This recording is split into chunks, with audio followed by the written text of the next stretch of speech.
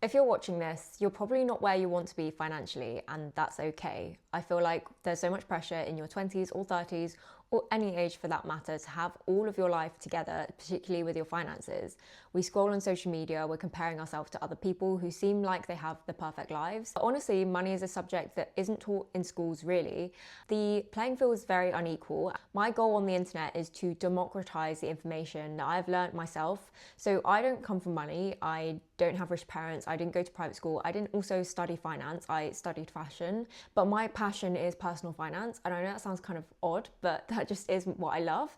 And that kind of led me down a rabbit hole. Before I went to university, I got really obsessed with this idea of financial freedom, learning about how to get rich, but not rich in a flashy way, rich in a financially secure way. To me, that means living intentionally, splurging on the things that truly matter to you, but also living below your means, being frugal, but not in a cheap way, but just in a very savvy way. But today I'm going to run through the 10 crucial habits that I feel rich girls adopt. When I say rich girls, I don't mean trust fund, nepo babies. I mean girls that are in the early stages of their career, like really wanting to lock in financially, get their finances together. Perhaps you're saving for your first home, perhaps you are a bit like me and you have big dreams, like you maybe think about early retirement, you want to hit 1 million by a younger age. You don't want to necessarily have to retire by 67. There's so many different options that you may not know about. So I want to just go through them in this video and really just sit down and talk through it in a very beginner level way. Welcome back to Frugal Chic. This is your host, Mia McGrath. And if you don't know who I am 24 years old and I've built a 6-figure net worth. My passion is personal finance and investing, and you can mostly find me on short form. I also have a free newsletter. But if you don't know what frugal chic means, it means living luxuriously while spending intentionally, cutting out the things that don't matter to you and splurging on what does. It's really a financial philosophy that prioritizes financial savviness, but also enjoying your life. Like, you don't have to cut out the iced lattes, the avocado toast. That is an outdated rhetoric. I think we need to be increasing our income and doing other things like investing so that we can grow wealth and not just save. Step 1 is always have your FU fund saved. So what's an FU fund? This is your emergency fund, and this is usually 3 to 6 months worth of living expenses. And it's honestly there in case you're at a job, you're being mistreated, or in a relationship and being mistreated, where you just have an escape route. Like, this could be if your boiler breaks down or you have a random bill, but also it's for your peace of mind. It's so that you know that in any situation you can just leave and you can just go and do your own thing. And I think the FU fund is the most important pot of money that you'll ever have. More important than your fund money or your investments, I think your emergency fund is crucial. So where do you keep this emergency fund? I personally keep mine in a high yield savings account. What is that? It's basically just a savings account that offers a higher interest rate than your traditional high street bank, which would typically only offer you about 0.01%. If you're unsure how to set up your emergency fund, how to start saving for it, I would honestly recommend starting with budgeting. Now, I know that seems backwards that I started with the emergency fund, but we're really trying to build on the basics here. But if you haven't started budgeting, it doesn't have to be this restrictive thing. You could try something like zero-based budgeting, where every pound has a purpose, whether it's a pottery class, whether it's a Pilates class, everything has a purpose. Or you could do a percentage split. A very common one is the 50-30-20 rule. You allocate 50% of your income to your needs, 30% to your wants, or 20% to your future. I don't know about you, I live in London, so this could be different depending on your situation. You could always adjust it to 70-20-10. But just having that 10% or 20% that you're putting aside for your future, that is what could help build your emergency fund. And yes, it could take months, it could take years even, depending on your income and expenses.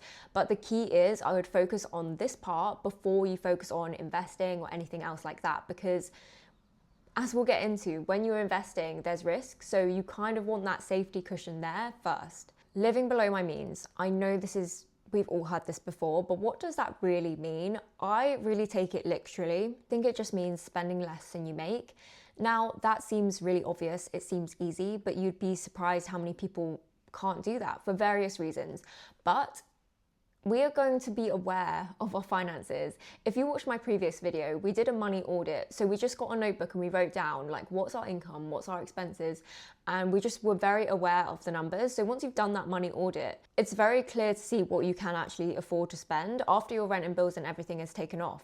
Living below your means, to me, just means being resourceful. So, if you have food in your fridge, not getting takeaway, just trying to cobble together something, not being wasteful. You know, you can buy iced coffee. I get a coffee with my friends or for meetings or various purposes, but I just don't need to get one every single day. Like every single time I leave the house, I do not need to have a coffee in my hand.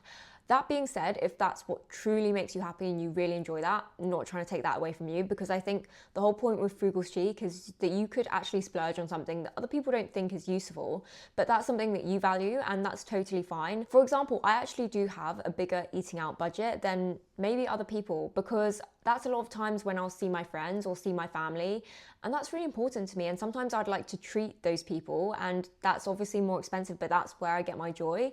So I'd rather have a bigger eating out budget, whereas other people would see that as frivolous. So being frugal chic, it's really just about finding your purpose and why you spend money. But living below your means doesn't mean penny pinching. It simply just means being aware of what your income is and not exceeding it. Number 3 is investing in my future.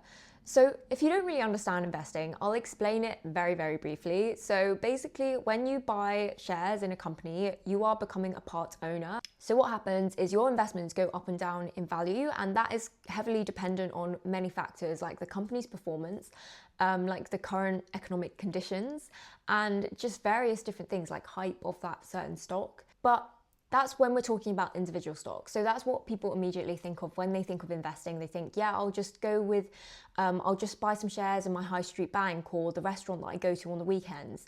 And that does make sense as a starting point, but it's very risky. You're putting all of your eggs in one basket. I would say a much less risky approach would be to buy this thing called an ETF. It's a basket of hundreds or thousands of stocks which tracks a particular list. I mean, the most popular ones include the S&P 500, the top 500 companies in the US. You've also got the FTSE All World, which is the whole world. But obviously you can have ETFs for different purposes. You could have an ETF that tracks AI, or you could have an ETF that tracks healthcare. Like you could have lots of different kinds of ETFs, but a lot of experienced investors will say to pick a broad market index fund. So simply like the two that I mentioned, you're really just tracking very large sectors of the world, because that way you are very diversified. You're spreading out your risk. But you may be thinking next, like, where do I invest? So there's different platforms and apps, and one that I really recommend is called XTB. They are one of Europe's leading investment platforms. I recently got a free share with them for signing up and making a deposit. It was a Rolls-Royce stock, which is quite cool, because a lot of investment platforms, they have free share offers, but you don't really know what you're getting. All I did was download the app and make an account, make my first deposit, and then within 3 working days, I got my free share. Because the offer ends on the 30th of November. It's subject to availability. Number 4 is using credit responsibly. It's fine to use a credit card as long as you're using it to, 1, improve your credit score, to get points, to get cash back, or all of these various rewards or benefits. But I wouldn't say that it's worth it to carry over a balance or rack up interest, because that is the biggest wealth killer. So I always pay my credit card off in time, in full, at the same time every month. One benefit of using a credit card is Section 75, and this is like protection against fraud or scams. And so I really like this because if I'm making a big purchase, I will use a credit card. Number 5 is being a savvy shopper. This means shopping around for deals, using cashback, points. Okay, yes, this is not going to make you rich, but I think rich girls are extremely savvy and they just love a good bargain. My debit card, for example, gives me cash back, and that's a really good way of just, you know, getting rewarded for something that I was going to do anyway. This doesn't mean going overboard with coupons. It just simply means looking at all of the deals available before you make a purchase. I think being extremely savvy with your spending is one of the key indicators of wealth, because to me, being wealthy in any capacity is being extremely picky, intentional, and slow with your spending, because there's no urgency. You're not trying to prove anything to anyone. Number 6 is increasing your income. So you could do this in so many different ways, through upskilling, learning a new skill in your free time. Number 2, pay rises. You can negotiate pay rise. I mean, even I just asked for one randomly. I think if it has been over a certain amount of time, depending on how structured your company is, it's definitely worth asking at certain periods. If it's a no, just asking what can you do differently that would give a different outcome. I literally got a 10k pay rise just for asking for it, just for proving my value over a long period of time and just showing up, giving my 100%, but also being willing to walk away. My favorite method of increasing my income has to be side hustling. There's two different kinds of people in this world. People like me that love a good side hustle because it's such an easy way of like diversifying your income and like not relying on one source of income. But other people would make the argument that you shouldn't focus on a side hustle, you should focus on your main hustle. But I would say that only focusing on your 9 to 5 or only focusing on one particular skill causes you to be a specialist. And I know what you're thinking, isn't specialist a good thing? Well, I don't actually think so. I think in the new age of AI, this very competitive market, especially the job market, I think you have much more of a competitive edge as a generalist, someone that is able to put their mind to many different things and transfer soft skills. I think therefore having a side hustle, you're upskilling and you're making money at the same time. So I would really focus on a side hustle too. Yes, if you're in a very high paying career, like sure, focus on that. But I know so many people that are making 6 figures in their day job, but also have a content creation business, because these days you don't know what's going to happen. I don't think job security is real, and I think that anyone should be like padding out their safety with their personal brand, with content creation, with various different side hustles. The easiest way to start is simply just selling your old stuff on Vinted. That is my favorite way because it gives you that bit of starting capital to play around and do other things. That being said, number 7 is never relying on one source of income. Most millionaires have 7+ sources, and I think that's because they understand that if they were to rely on one source, if that source was to be taken away, that would give them zero power. They would then have to look for another job. They would then have to, go through this whole process. Most millionaires are diversified, and I like to keep a similar attitude. As a content creator, your income streams are very varied. You could get paid from brand deals, affiliates, digital products, but I like to split my revenue almost like equally across all of them in an ideal world.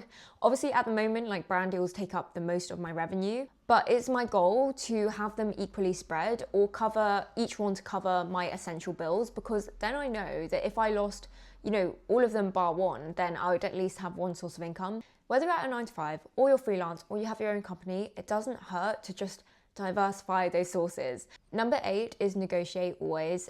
Otherwise, you leave money on the table. I feel like I touched on this earlier, but I want to make it very clear that, especially as a woman, like I get so many questions from men saying like, oh, why do you only address women? 1, because I'm a woman, and number 2, I know my analytics. If you're a man watching this, obviously it still applies to you, but I'd say particularly as a woman, we know that we negotiate less because we feel that we have to be feminine and soft, and I think that is not the case anymore. For example, at the start of my content creation journey, I did not ask other people what they were getting paid for particular things because I didn't want to be invasive. And sure, not many people like talking about it. I get that. But now, like, I will ask people what they're getting, and if they don't feel comfortable, that is totally fine. But at least I asked the question, because I have had situations where I've been so underpaid and not realized, and they'd come to me and say, yeah, the rate is 700. And I wouldn't question it because they've told me the rate already, but I didn't really know how it worked. So I'd just be like, okay, that sounds great. But not realizing the rate for that should have been like 2 to 4K. I was missing out on like thousands of pounds that this agency in the middle was just keeping. So if you don't negotiate, someone else is taking that money. Number 9, truly rich girls, not trust fund babies, like the girls that are actually building wealth, don't try to look rich, they actually try to be rich. So most people, in my opinion, they like the idea of being rich because they like the comfort and the stuff that it can buy. They want that extravagant lifestyle, they want to never work again, they just, they want everything handed to them. Luxury brands know that. So the middle class, that's why they buy a Louis Vuitton belt and a YSL perfume, because they are trying to emulate the upper class, but that is the price point that they can afford. And it boggles my mind that luxury brands make most of their revenue from lower income customers. But to me, it demonstrates that there is this desire to look rich, and companies are profiting off of that idea. But who really benefits in the long term? Not you as a consumer. So instead of being a consumer, instead of trying to appear rich, actually trying to be rich is a different thing. There's this thing called invisible wealth, and basically it's not about how you appear, because the richest person is probably the person at the gym at 10 a.m. on a Tuesday buying organic groceries without looking at the price and wearing tatty clothes that they've had for 10 years because they don't have anything to prove. They're just going about living their life. But it's almost like the lower classes will try and emulate rich people to feel rich. But that's not really what being rich is. Being rich is having time, location, and financial freedom. Something that you won't have if you spend all of your money trying to look rich. That's not to say you never buy anything nice. Of course, I'm a fashion girly too. Like, I still buy things, but I budget for them, I plan for them. I just get so much more of a high out of topping up my investments, seeing that money go up every single month. And I'm sure if you go on the same journey, you'll probably feel the same way too. Number 5 is planning for the future. What do I mean by this? I mean having a particular goal in mind. I think a lot of people's issues, they can't think of a long-term goal. A lot of Gen Z, for example, feel that they can never afford to buy a home and therefore they don't make it a goal. The way the housing market is, the way the wages are, it makes total sense.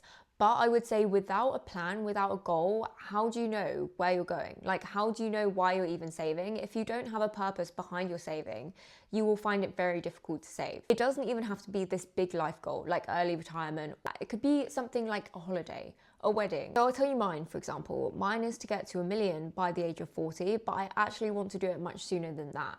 But that is like my worst case scenario of what I'll plan to do, what I try to do given my circumstances. Now that may sound crazy or out of touch to some people, but if you're new around here, then that would make sense. But if you've been around for a little bit, then you'll know that like nothing is too crazy. Like, be delusional, but don't be so delusional that you don't make plans. Like, yes, make a vision board, like manifest, but also do the practical steps. Like, my obsession with getting to my first 100k in savings is what got me there.